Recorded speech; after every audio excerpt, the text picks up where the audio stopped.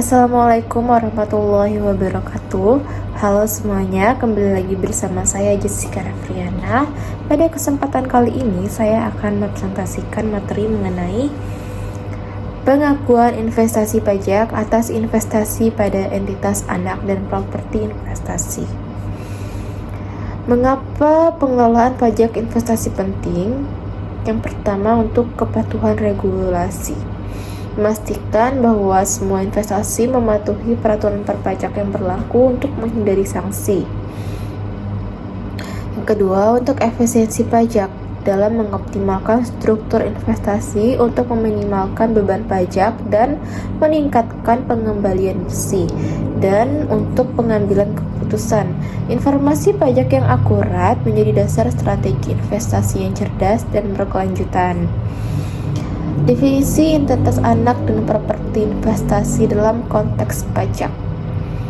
Untuk entitas anak, entitas adalah di mana perusahaan induk memiliki kendali atas kebijakan operasional dan keuangan, biasanya melalui kepemilikan saham mayoritas lebih dari 50%. Dalam konteks pajak, ini mempengaruhi konsolidasi laporan keuangan dan perlakuan dividen. Lalu untuk properti investasi seperti tanah atau bangunan adalah suatu properti tanah atau bangunan yang dimiliki untuk menghasilkan pendapatan sewa atau untuk apresiasi modal, bukan untuk digunakan dalam produksi, penyediaan barang dan jasa, atau untuk penjualan dalam kegiatan usaha normal. Prinsip akuntansi pajak untuk investasi pada entitas anak. Yang pertama, metode ekuitas. Pembukuan investasi disesuaikan dengan bagian laba atau rugi entitas anak, serta dividen yang diterima. Yang kedua, metode biaya. Investasi dicatat sebesar biaya perolehan dan hanya dividen yang diakui sebagai penghasilan. Lalu yang ketiga, konsolidasi, penggabungan laporan keuangan induk dan anak untuk tujuan pajak yang memerlukan eliminasi transaksi intragroup.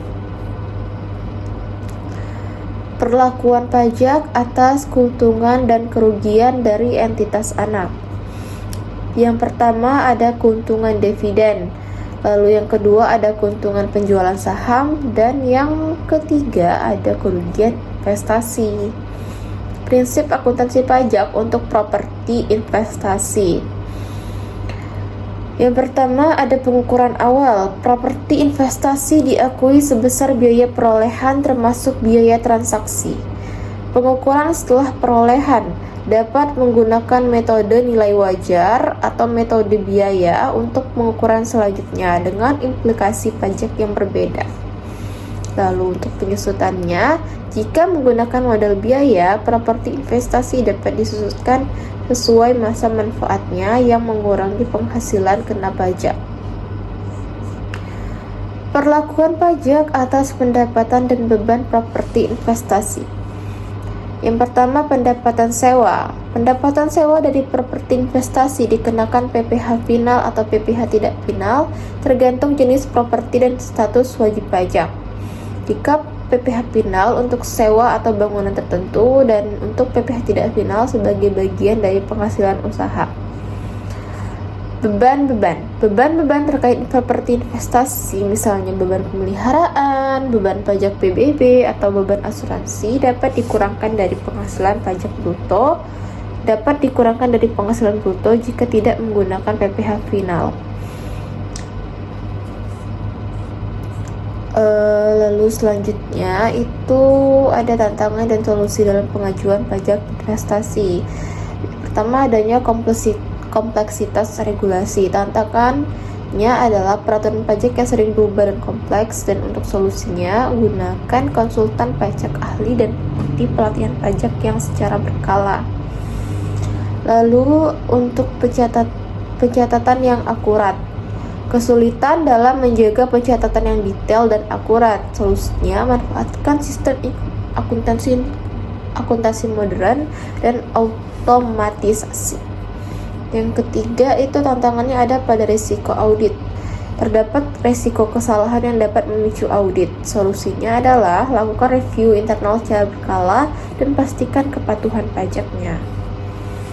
Jadi kesimpulannya adalah pengelolaan pajak yang efektif atas investasi pada entitas anak dan properti investasi adalah kunci untuk memaksimalkan keuntungan dan memastikan kepatuhan. Dengan pemahaman yang tepat dan strategi yang matang, kita dapat mengoptimalkan posisi pajak investasi. Jadi sekian presentasi dari saya mengenai akuntansi pengakuan investasi pajak atas investasi pada entitas anak dan properti investasi. Semoga materi yang saya sampaikan ini dapat bermanfaat. Mohon maaf apabila ada kesalahan kata dalam penyampaian saya. Akhir kata saya ucapkan terima kasih. Wabillahi taufiq wal hidayah. Wassalamualaikum warahmatullahi wabarakatuh.